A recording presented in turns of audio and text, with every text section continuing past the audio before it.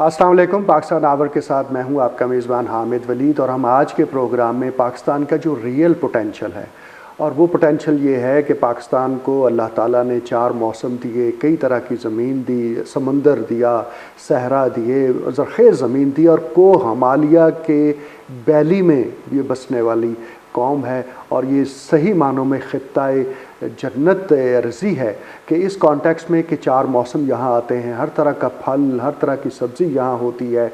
इसको आप चलते जाइए और खुदा की नेमतों को आप देखते चले जाएंगे। लेकिन क्या हम अपने पोटेंशल से पिछले 76 बरसों में सही फ़ायदा उठा सके हैं? क्या पाकिस्तान का जिसकी बेस एक वक्त में 50% कंट्रीब्यूशन था एग्रीकल्चर का हमारी जीडीपी ग्रोथ पे, जो आज 50% कम होकर 22-23% रह गया है। और आलम यह है कि हमारे दही इलाकों से तेज़ी के साथ लोग शहरों की तरफ निकले हैं क्योंकि वहाँ पर उनकी ज़रूरियात तक पूरी नहीं होती थी, हुकूमतों का वहाँ पर तवज्जो नहीं रही है, वहाँ पर सेहत की, तालीम की और दीगर सिविक अम्यूनिटीज़ जो कि होनी चाहिए थी वो नहीं पहुँच सकी हैं।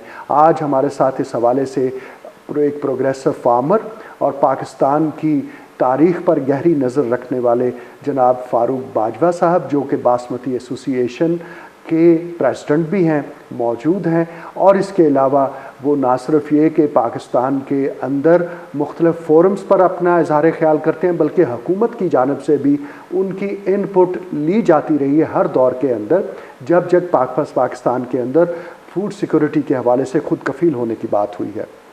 इस कॉन्टेक्स्ट में हम इनसे बात करेंगे। और इस वक्त हम ये देख रहे हैं कि चाइना पाकिस्तान इकनॉमिक कॉरिडोर हो या स्पेशल इन्वेस्टमेंट फैसिलिटेशन काउंसिल हो, जिसके तहत ग्रीन इनिशिएटिव का प्रोग्राम चला है। सी पैक के तहत हमने देखा था कि एग्रीकल्चर को रिफॉर्म करने का, उसके अंदर मैकेनाइजेशन लाने के हवाले से चाइना और पाकिस्तान का ताउन जो है वो बढ़ता जा रहा है। क्या इससे पाकिस्तान अपने असल पोटेंशल को पालेगा? ये वो सवाल है। लेकिन पहले हम फ़ारूक बाजवा साहब से जानना चाहेंगे कि पाकिस्तान के अगर 47 से लेकर सन 1970 तक का दौर देखें और उसका एक तकाबली जायज़ा करें जो उसके बाद का पाकिस्तान था, तो क्या फ़र्क देखा? अस्सलाम वालेकुम फ़ारूक साहब। सवाल आपने सुन लिया है, जवाब आपसे चाहिए। बिस्मिल्लाहिर्रहमानिर्रहीम। जब 1947 14 अगस्त को पाकिस्तान ने आज़ादी ली तो उस वक़्त पाकिस्तान के मगरबी हिस्से के 4 सूबे हैं, पंजाब, सिंध, सरहद और बलूचिस्तान। उसको जो पंजाब का एरिया था वो दुनिया की बेहतरीन इरिगेशन सिस्टम से और दुनिया का बेहतरीन इरिगेशन के अलावा एग्रीकल्चर सिस्टम से हमें मिला था और उसको आप किसी भी दुनिया के से मुकाबला करें तो उनसे बेहतर था।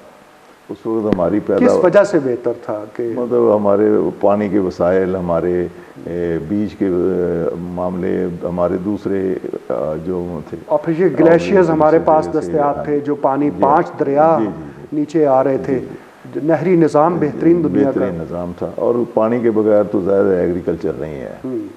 अब उस वक़्त हमारी आबादी 3 करोड़ थी जो पंजाब की उस वक़्त है। जो पंजाब है 78% ऑफ द जो हमारी है पैदावार, एग्रीकल्चर पैदावार जो है ना, वो पाकिस्तान की, जो मौजूदा पाकिस्तान की प्रोड्यूस करता है। इसलिए अगर हम पंजाब को ज़रा ज़्यादा फोकस करें तो उसमें थोड़ा सा मेरे सुनने वालों को ज़्यादा समझ आएगी। लेकिन अगर उसमें हम किसी और सूबे को अलग-अलग कर लें तो फिर ज़रा और ज़्यादा हो जाएगा। तो अब उसमें यह है कि उस वक्त हमारी पैदावार मसलन कपास में 10 लाख बेल्स थी, ये 47-48 के बाद की बात है। और उसकी हमारी जो है अपना गंदम की पैदावार वो 10-11 मन फ़ी किला की औसत थी, जो अब बढ़ के कोई तकरीबन औसत जो है ना वो कुछ 32-33 मन हो गई है। और जो 10 मन है वो 10 लाख जो है ना वो बढ़ के कुछ 70-80 लाख बेल्स पे चली गई है। इसी तरह हमारे दूसरे थे। लेकिन ये है कि ये 1970 तक जो हमारे एग्रीकल्चर के लोग थे वो शहरों में अगर आए हैं तो वो एजुकेशन पर्पज़ के लिए आए हैं या माइग्रेशन के तौर पे बहुत कम आए हैं, चाहे वो लैंडलेस थे या लैंड ओनर्स थे। अब उसमें 1970 तक जो हमारा सिलसिला है वो शहर की और देहात की ज़िंदगी में इतना ज़्यादा तफावत नहीं है, इतना ज़्यादा डिफरेंस नहीं है। उनकी लाइफ स्टाइल में, उनकी लिविंग में आलमोस्ट आइडेंटिकल ही है, मतलब इतना ज़्यादा नहीं है। उनकी इनकम में भी इतना ज़्यादा फ़र्क नहीं था। उस ज़माने में 7 रुपये मन गंदम 70-80 में है ना 60s में थी, तो वो 7 रुपये मन गंदम के इक्वलेंट उनके अखराजात भी वो ऐसे ही थे। अच्छा, अब ये जो हमारा उस दौर का है, उस वक्त 3-4 चीज़ें हमारे सामने थी। एक तो है कि वी वर सेल्फ सफिशिएंट, हमने 1970 तक कोई चीज़ इम्पोर्ट नहीं की। ओके। अच्छा, 1970 में से पहले 1958-60 में अयूब दौर में हमें मैक्सी पाक गंदम पहली दफ़ा मेक्सिको से ला के लोगों को, फार्मर्स, अमेरिका से नहीं, अच्छा, मेक्सिको से साउथ में, तो मेक्सिको से उसका नाम ही मैक्सी पाक है। तो वो दी गई और फ्री दी गई ताकि वो बीज जो है लोग उसको मल्टीप्लाई करके, उसका नतीजा हुआ जो हमारी 10 मन की औस थी ना वो 20-21 मन एकड़ से बढ़ गई, जिसकी वजह से वो जो है ना अवेलेबिलिटी ऑफ जो थी आपकी गंदम यानी फॉडर जो है वो था। दूसरा, उस वक्त जो है आपका चावल जो है वो कोई एक्सपोर्ट वाली आइटम नहीं थी, वो आम तौर पे हमारे लोकल ज़रूरियात के लिए थी। अलबत्ता गंदम जो है वो उस वक्त भी 3-4 मुल्कों के लिए थी, अफ़गानिस्तान, ईरान, पाकिस्तान और कुछ थर्ड पार्टी। इसलिए इसको food basket of the region भी कहा जाता है। हाँ जी, आपने उस वक्त उसके लिए फूड डिपार्टमेंट भी बनाए, सब कुछ बनाया। लेकिन 70 तक ये जो सिलसिला है ना वो, अच्छा, यहाँ एक लम्हे को अगर आप रुकें तो तब पैदावारी लागत क्या थी? सर, उस वक्त पैदावारी लागत ये थी कि आपकी जो यहाँ फेडरल गवर्नमेंट ने कुछ ऐसे सिलसिला बनाया हुआ था, वेस्ट पाकिस्तान था उस वक्त, तो इस पूरे 4 सूबों को ख़त्म करके उन्होंने वेस्ट पाकिस्तान का नाम दे दिया था। और उसमें उन्होंने एक फेडरल लेवल पे यानी वेस्ट पाकिस्तान लेवल पे एक इंस्टीट्यूशन बनाया जो इनकी पैदावार और अखराजात को तयन करता था। और उसके मुताबिक वो आपको इनपुट्स भी मिलती थी। ठीक है, उस वक्त फिर आपका मैकेनाइजेशन में ट्रैक्टर, आप अंदाज़ा लाए उस ज़माने में जो ट्रैक्टर है वो 15,000 रुपये में। ट्रैक्टर कब आया पाकिस्तान? ये अयूब दौर में ही आया था। अच्छा, 60s में आया। 60। अच्छा, उससे पहले हल चलता था, मैकेनिकल नहीं था। इवन गंदम निकालने के लिए भी वो देसी तरीका इस्तेमाल होता था, सब कुछ देसी था। और 66 में जाके आपके ये जो है आपके थ्रेशर वगैरह शुरू हुए, इत्तेफाक ब्रदर्स ने पहले बनाए, फिर उन्होंने उसके अपना। अच्छा, अब जो 70 तक जो आपका ईरा है ना, उसमें आपकी जो रूरल सोसाइटी और अर्बन सोसाइटी उनके दरमियान में जो डिफरेंस ऑफ इनकम और डिफरेंस ऑफ लिविंग कोई इतना ज़्यादा नहीं है। ओके, ठीक। अच्छा, अब पाकिस्तान जब हमारे से वजूद में आया तो हमें अंग्रेज़ जो दे गया था वो 28 साल, तकरीबन 28 साल जो हमारे हिस्से का पाकिस्तान था, पंजाब ही था, तो उस पंजाब में तकरीबन 28,000 कनाल माइल की जो है ना वो नहरी सिस्टम है ना उसकी डिस्ट्रीब्यूटीज देकर गया था। 28,000 कनाल माइल्स, 5,000 फुट का कनाल माइल होता है, यानी आप समझ लें कि 28 का मतलब है 40,000 किलोमीटर के करीब की वो कनाल माइल्स की। उस वक्त 2 करोड़ 50-55 लाख एकड़ उससे सैराब होता था। अच्छा, और फिर उसके अलावा जो हमारे पास सारे दरिया थे, उसमें जो सबसे बड़ी उस वक्त हमें है कि मई 1948 में हमारे पानी के राइट्स जो थे वो इंडिया ने एक्सेप्ट किए, और उस जो मुआहदा हमारा 26 मई 1948 में हुआ, उसमें स्वर्ण सिंह, प्राइम मिनिस्टर पंडित नेहरू, और पाकिस्तान की तरफ से जो है वो सरदार शौकत याद और सुल्ताना जो उस वक्त प्राइम मिनिस्टर ऑफ पंजाब थे, यानी उस ज़माने चीफ मिनिस्टर की बजाय प्राइम मिनिस्टर कहते हैं, तो इनके दस्तखत हैं और वो हमारा राइट उन्होंने ये एक्सेप्ट किया। लेकिन वो राइट जो था 1960 में 17 सितंबर 1960 में अयूब और नेहरू के मुआहदे के तहत हमने ईस्टर्न रिवर यानी हमारे जो असर दरिया थे, दरिया सतलुज, दरिया ब्यास और दरिया रावी, वो हालांकि दरिया रावी तो 15% इंडिया में है और 85 पाकिस्तान में बहता था, वो भी उनको दे दिया गया। तो अनफॉर्चुनेटली दुनिया में हम वाहद कौम है जब से जो है ना वो अपने दरिया बेच गई, और 8 करोड़ पाउंड में बेच गई। अब ये उस मुआहदे के तहत जो 17 सितंबर 1960 में कराची में हुआ, उसके तहत 1970 तक वो दरियाओं का फ्लो रहना था। इसलिए जो बात हो रही है कि 1947 से 1970, तो ये ईरा इसलिए गिना गया कि ये हम जो इनहेरिटेंस और हेरिटेज हमें मिली 14 अगस्त 1947 में, वो हेरिटेज अप टू 1970 तक हमारे साथ इंटैक्ट रही फ्राम मतलब एग्रीकल्चर यानी ज़राअत के पॉइंट ऑफ व्यू से। अच्छा जी, लैंड रिफॉर्म्स भी इसी दौरान होती हैं? नहीं, वो लैंड रिफॉर्म 1959-60 में हुई यूनिट बेस पे। असल लैंड रिफॉर्म्स 1973 में भुट्टो दौर में हुई और उनको मार्शल के एक्ट के तहत हुई थी और उनको फिर एक्ट की शक्ल में 1977 में किया गया। लेकिन वो क्या थी रिफॉर्म्स? क्या उस रिफॉर्म्स में उन्होंने बजाय इसके कि वो आपको यूनिट बेस पे करें, उन्होंने वो एकड़ बेस पे कर दिया। वो अनफॉर्चुनेटली वो ये यूनिट और एकड़ का क्या फर्क डिफरेंस है। मसला आपके जब 1954 में ये आपकी जो बाहर इंडिया से आए थे लोग, उनके लिए ज़मीनों की जो वैल्यू थी ना अच्छी बुरी की, उसके यूनिट वाइज थे। मिसाल के ये चाई है, ये बरानी है, ये रेती है, ये अनकमांड है, तो उनके मुताबिक उनके थे। तो उन्होंने ये अयूब दौर में 4000 यूनिट रखे गए पर हेड। तो 4000 यूनिट के मुताबिक उसमें इतनी ज़्यादा मासवाए नवाबा बहावलपुर या इस किस्म के जो है इतनी ज़्यादा शफलिंग नहीं हुई। लेकिन 1973 में जो भुट्टो साहब ने की है उसमें बहुत ज़्यादा शफलिंग हुई। अच्छा, अनफॉर्चुनेटली वो सिर्फ पंजाब में हुई, दरिया वो सिंध में भी नहीं हुई। उन्होंने वहाँ रखा कि जनाब यहाँ शिकारगाह के तौर पर जितनी मर्जी ज़मीन रख लो। फिर उसके बाद बलूचिस्तान में तो चूँकि हदबंदी नहीं थी, यानी कोई एकड़ मरबे का और उन्होंने डेमार्केशन ही नहीं की थी, इसलिए वहाँ भी नहीं हुई। सरहद में चूँकि कनाल सिस्टम था और वहाँ कोई प्लेन इतनी जगह नहीं थी स्वाय DI खां के कोहाट के, और तो ये 2 ज़िलों में वहाँ इम्प्लीमेंटेशन हुआ, बाकी जगह वो भी कोई खतर खा नहीं हुआ। तो ज़्यादा जो इसका इम्पैक्ट है वो ये पंजाब की है। अब 70 के बाद जो है इंडिया ने हम वो कैरी करते हैं वो दरिया जो है ना, वो हमारे 3 दरियाओं का पानी रोक लिया, ब्यास का, रावी का और सतलुज का।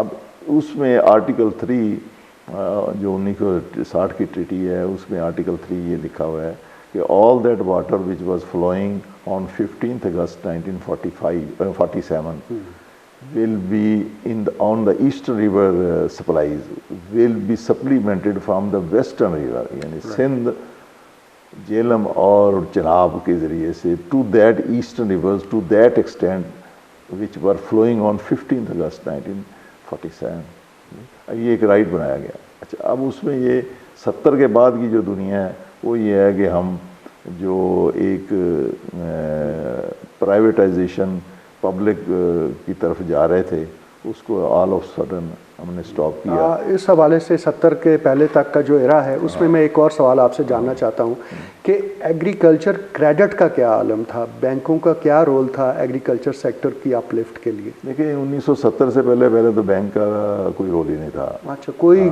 कर्जा नहीं मिलता था, कोई कुछ नहीं, कोई क्रेडिट लाइन नहीं होती थी। उसमें एक कोऑपरेटिव सोसाइटी के तौर पे कोऑपरेटिव बैंक सोसाइटी बनाया, उनका डिपार्टमेंट बनाया, उनका कोऑपरेटिव बैंक था।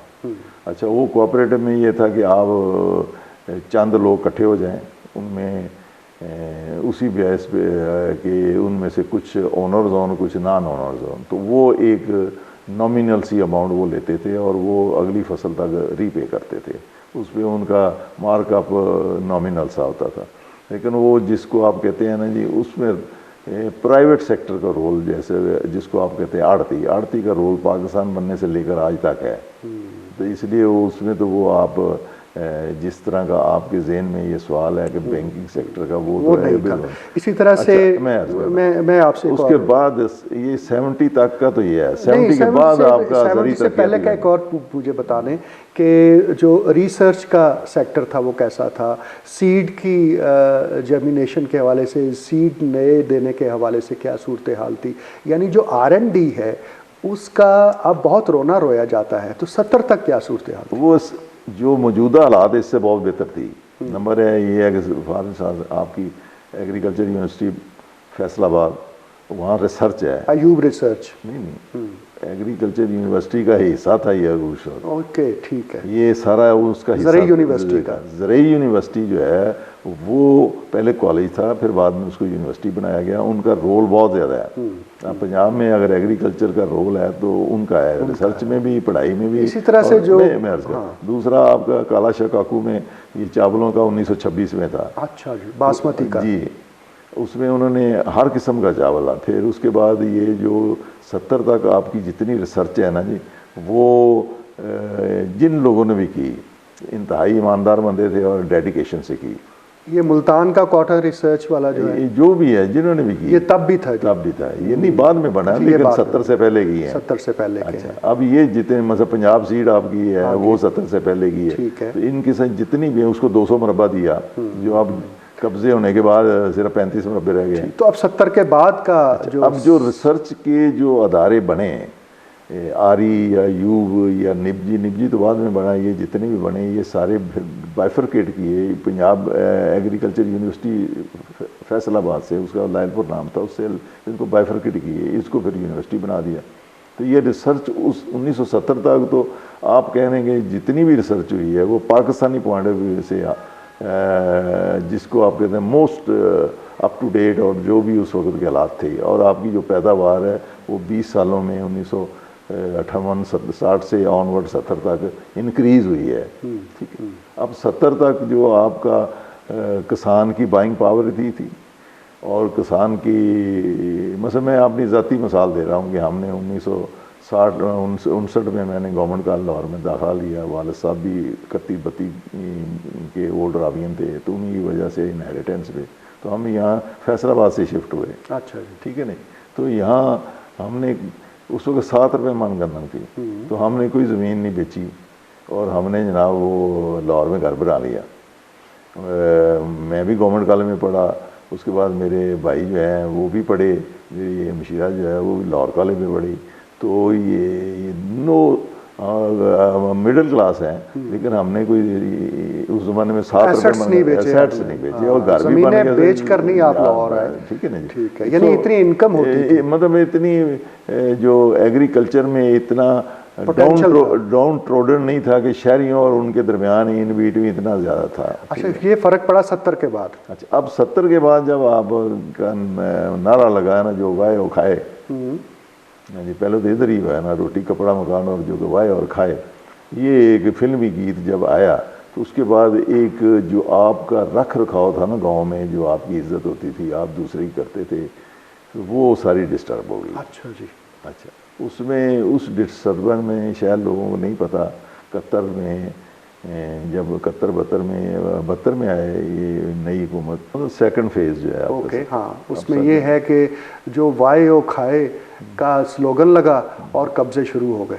अच्छा, करके उसमें वो शेक हो गया ना, जो एक आपका बड़े अरसे का रख रखाव था, और वो शेक हो गया। अब वो पर्सनल आ गया ना कि भाई हर कोई इसमें।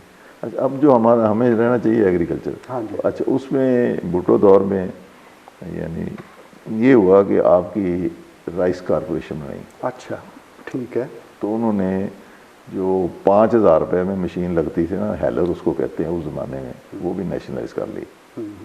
गांव में आज भी हेलर लगे हैं, तो उसको हेलर कहते हैं। एक होता है जो शेलर है, शेलर जो होता है वो एक लंबा प्रोसेस होता है, लेकिन हेलर जो है एक संदूक नुमा है, चाइना से आते थे, 5000 रुपये का आता था, का लगा वो भी नेशनलाइज हो गए। तो उन्होंने नेशनलाइज पॉलिसी तय आपकी कॉटन फैक्ट्रीज कर ली और ये जितनी चावल के कर ली। उसके लिए चावल की एक आपकी कारपोरेशन बनाई, राइस कारपोरेशन ऑफ पाकिस्तान, और वहाँ वो अपने सरकारी मुलाजम लगा दिए। इसी तरह वो TCP बना दी। अच्छा, एक काम जो हुआ वो पास्को भी उसी दौर में बनी, प्रोक्योरमेंट ऑफ दी। अच्छा, ये 3 बने। अच्छा, उन तीनों में ये हुआ कि वो 8-9 साल तक, जब तक वो दौर रहा, तो ये तीनों के तीनों जो थे वो लोग इन्हीं के पास बेचते थे, उन्हीं के रेटों पे बेचते थे। राइट, ठीक है। और उसमें वो मिडल मैन का रोल जो है ना, ये आपकी मेजर क्रॉप में वो रिड्यूस हो गया, ये नहीं कि ख़त्म हो गया, रिड्यूस हो गया। अच्छा, उस दौर में फिर ये महंगाई का सिलसिला शुरू हुआ। फिर उस दौर में जब आपका एक सिस्टम चल रहा है वो डिस्टर्ब हो गया, तो उसमें फिर माइग्रेशन, हैव नॉट्स जिनकी ज़मीन नहीं थी, अब औलाद हो गई बड़ी, वो हैव नॉट्स में शहरों में डाइवर्शन शुरू हो गई।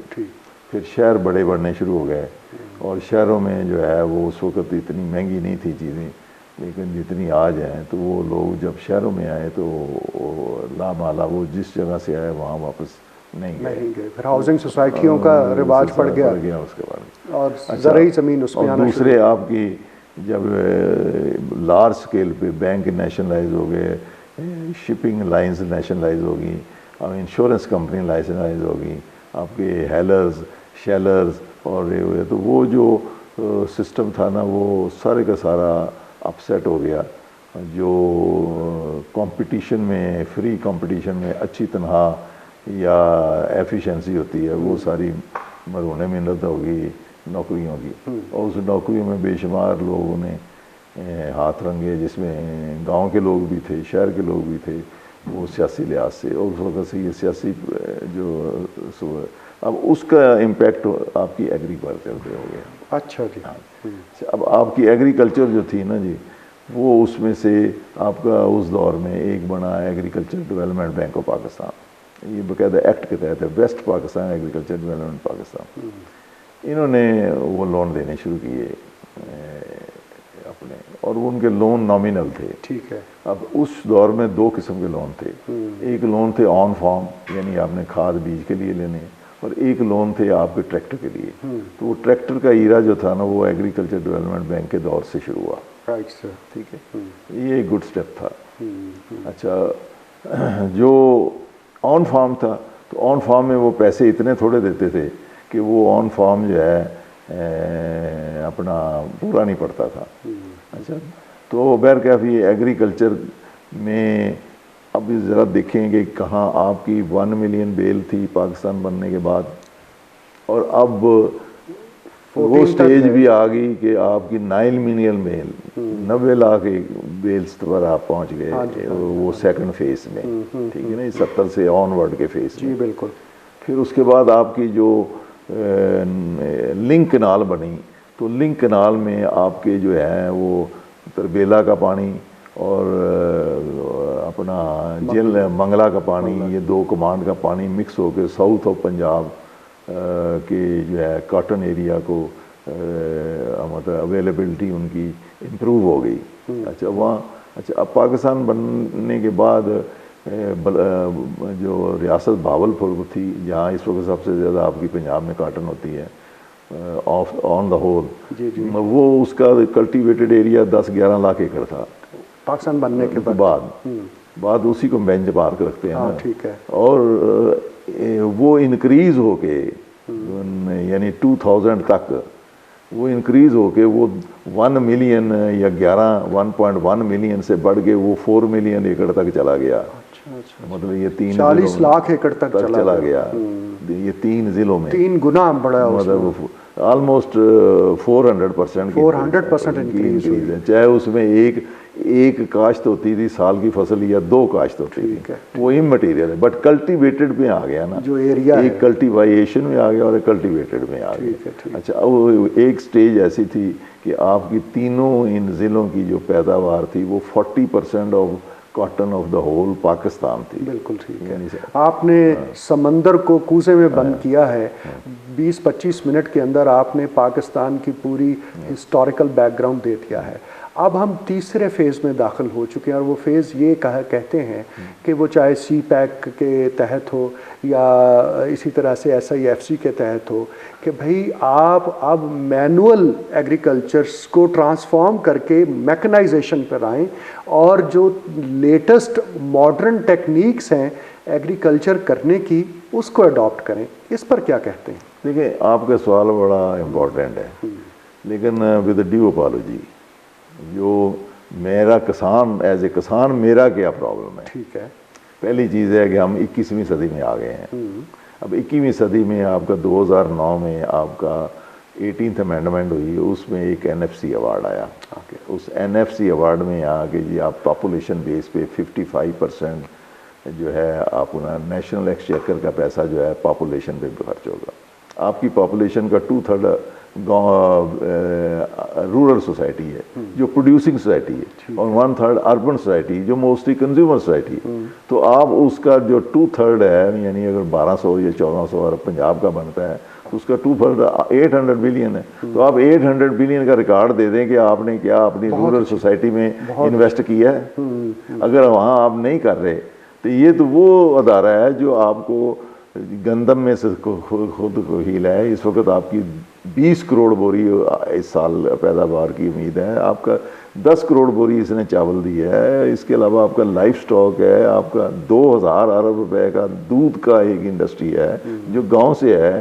तो ये जो इतना फल है, फ्रूट है, सब्जियां हैं जो आपको इंपोर्ट नहीं करनी पड़ रही, ये सारे के सारे के लिए आपकी उस NFC अवार्ड में पर जो हेड है वो आप उसको आप क्या उधर लगा रहे हैं। ये बहुत और आपका जो लफ्ज़ पर कैपिटा है वो भी एक बहुत बड़ा सवाल है। मैं पूरे मुल्क के बड़े से बड़े जो है इकोनॉमिस्ट से पूछता हूँ कि हमारे मुल्क की 2 सोसाइटी हैं, रूरल जो प्रोड्यूस करती है हर शय और अर्बन जो कंज्यूम करती है, उस दोनों की पर कैपिटा आमदनी को अलग-अलग कर दें। बहुत अलग। अगर आप अलग करें तो जो $1700 कर रहे हैं तो आपको पता लगे कि पर कैपिटा इनकम जो प्रोड्यूस कर रही है वो कितने पानी में है और जो शहर में वो कितने पानी में है। अच्छा, अब आप इसको घुमाकर इस पर ले आएँ कि ये जो मैकेनाइजेशन है, ये जो मॉडर्नाइजेशन है और ये जो मशीन है, ड्रोन्स हैं और तरह तरह की स्प्रिंकलिंग है, ड्रिपिंग इरिगेशन है, ये सारे कॉन्सेप्ट ये सारे के सारे देखें ना जी पैसे से हैं। आपकी जेब में पैसा हो तो सब कुछ है।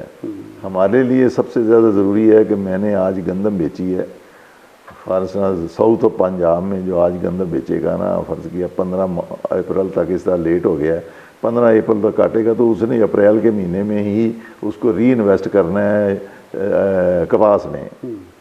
पहली तो फसल कपास की बीजी जाएगी, तो मेरे पास अगर वो ये बिक गई तो मैंने कपास में बेचनी है। 40% पूरी कपास की जो है इन्वेस्टमेंट वो पहले महीने में लगती है, ऑलमोस्ट 40,000 रुपया एकड़ पे।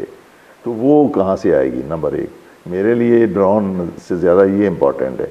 दूसरी कि उसका मुझे प्राइस क्या मिलेगी। गवर्नमेंट ने तो 3900 का, लेकिन अगर मुझे वो पैसे की ज़रूरत है और मैं बाज़ार में 3000 का बेच रहा हूँ तो मेरे लिए तो ये 25% लेस प्राइस है, तो ये इसका कौन मुताबा करेगा। 2 तीसरी चीज़ ये है कि मेरे इनपुट्स जो हैं वो तो एस्केलेटेड हैं। गवर्नमेंट कहती है 3600 रुपये में आपकी हमने रखा हुआ है बेंचमार्क यूरिया के लिए, बाज़ार में 5200 मिल रही है, उसको कौन मुताबा करेगा। अच्छा, ये मेरे लिए और चैलेंजेस है। दूसरे मुझे ये एक्सेप्ट करें कि मैं एक इंडस्ट्री हूँ, मैंने गंदम बेच के कपास उगानी है, कपास बेच के गंदम उगानी है, चावल बेच के गंदम उगानी है, चावल बेच के कपास उगानी है ना, गंदम उगानी, गंदम बेच के चावल उगाना है। मैं एक इंडस्ट्री हूँ जो रेगुलर है, उसमें से मैंने अपना इन बिटवीन लेना है, तो इसको एक्सेप्ट करें। उसके लिए रह गए आपके फाइनेंसेस। अब स्टेट बैंक की आप रिकॉर्ड देख लें, वो कहते हैं जी 2000 अरब के करीब हम एग्रीकल्चर में देते हैं। और भाईजान 2000 में पहले देखें ऑन फार्म कितना देते हैं। ऑन फार्म कहते हैं आपके डीजल के खर्चे, आपके पेस्टिसाइड के खर्चे, आपके सीड के खर्चे और हार्वेस्टिंग के खर्चे, आपके प्लाइंग के खर्चे, वो तो भाई आपका 300 अरब रुपया है। अब नेस्ले को अगर आपने हमारी ऑन फार्म में अपने एग्रीकल्चर में डाला हुआ है, आपने जूसेस वालों को ऑन फार्म में दे रहा है, हैचरीज को ऑन फार्म में डाला है, मुर्गी वालों को ऑन फार्म में डाली, तो वो तो एग्रीकल्चर हमारी नहीं है। तो उसमें उसको हमें क्यों डालते हैं? वो एग्रीकल्चर नहीं है। अच्छा, अब वो जितना आप कराची से लेकर पेशावर तक एक ऑन फार्म लोगों को देते हैं, उतना तो आप ये जूस वालों को और नेस्ले को ही देते हैं एडवांस हमारे नाम पे, या शुगर मिलों वालों को देते हैं हमारे नाम पे। तो मतलब हमें अलग कर दें। बिल्कुल ठीक है। अच्छा, इसी तरह से आखिर में मैं आपसे जानना चाहता हूँ कि कनोला है, फिर पाम ट्रीज़ की बात होती, फिर जैतून के हवाले से बहुत बात हुई है कि ये वो एरियाज़ हैं जिसके अंदर काम करके हम अपनी इनोवेटिव एग्रीकल्चर का आगे बढ़ा सकते हैं। दरामद हमारी जो इतनी होती है ये तमाम प्रोडक्ट्स, उसकी बजाय हम बरामद करने बन सकते हैं। इस हवाले से क्या कहते हैं? देखिए, पहली चीज़ ये है कि गनौला हर जगह बीजा नहीं जा सकता, और ना ये आपको ऑलिव ऑयल का दरख्त हर जगह लग सकता है, और पाम ट्रीज भी नहीं। और मज़े की बात है कि इंडिया का जो है वो 2% एरिया है ईस्ट पंजाब, और वो वहाँ की 40% जो है ना वो खुराक की ज़रूरियात पूरा करता है। जबकि आप दुनिया में फूड फॉर द वर्ल्ड में अगर हमारी सही तरह रहनुमाई की जाए और इमदाद की जाए तो हम तो 2 अरब लोगों का फूड दे सकते हैं, जिसमें 20 करोड़ बंदा लाइन लगा के आटा लेने की बजाय 2 अरब बंदों को दे सकते हैं। पहले तो ये देखें, उसमें आपकी जो ऑलरेडी सिस्टम है उसमें जो है ना वो मेजर क्रॉप्स हैं, हत्ता कि आपका जो घास है ना वो उसकी भी ज़रूरत है इटली को, उसकी भी ज़रूरत है साउथ कोरिया को, उसकी भी ज़रूरत है। जहाँ बर्फ़बारी होती है 3 महीने में वो हाथ जोड़ते हैं कि आपके पास ग्रीन है और हमें दें भाई, ये हम ले जाने को तैयार हैं। तो आप पहले तो ये देखें कि वो जो आपके अंदर जो कैपेसिटी है इस वक्त जो मुल्क जिस टर्माइल में जा रहा है, इस टर्माइल को 6 महीने में अगर कोई निकाल सकता है तो वो एग्रीकल्चर निकाल सकती है। आप इंडस्ट्री में क्या बनाएंगे? इंडस्ट्री में बना के तो पहले बनाएंगे फिर मार्केट करेंगे तो साल चाहिए। ये तो आपकी ऑलरेडी है, सिर्फ आप सारे हाथ छोड़ के आपने एग्रीकल्चर में एक किसान को अपने साथ मिलाना है। और ये आप 6 महीने की आप उनकी फसल का पता है कितनी कैपेसिटी है? ये वो 9 से 10 हज़ार अरब रुपए की है। अब उसमें 50% जो है ना खुद खा लें और 50% बेच दें तो 5000 बिलियन रुपीज़ की आप 6 महीने साल के अंदर एक्सपोर्ट करके अपने कमर सीधी कर सकते हैं। तो यही वो बुनियादी बात है जिसकी तरफ इस वक्त पाकिस्तान के तमाम पॉलिसी मेकर्स देख रहे हैं। एक खुशहाल पाकिस्तान जो हम सब की मंजिल है, उसको हासिल करने का जो नुस्खा फ़ारूक बाजवा साहब ने अपनी तमाम ज़िंदगी भर के तजुर्बे का जो निचोड़ बताया, और उन्होंने बताया कि किस तरह से महज चंद लाख एकड़ तक की जो काश्त होती थी अब वो कई 100 एकड़ों पर 400% उसमें इजाफा हो चुका है। सिर्फ साउथ की वो बहावलपुर की बात बताते हैं, फिर हमारा सेंट्रल पंजाब है, फिर अपर की एरियाज़ हैं। तो बिलाशुबा हम इनको जहमत देते रहेंगे कि इस हवाले से हमारी गुफ्तगू जारी रहे। हमारे आज के प्रोग्राम का वक्त ख़त्म हुआ चाहता है। फ़ारूक बाजवा साहब, आपकी तशरीफ़ आवरी का बहुत शुक्रिया। अपने मेज़बान हामिद वलीद को इजाज़त दीजिए। अल्लाह हाफ़िज़।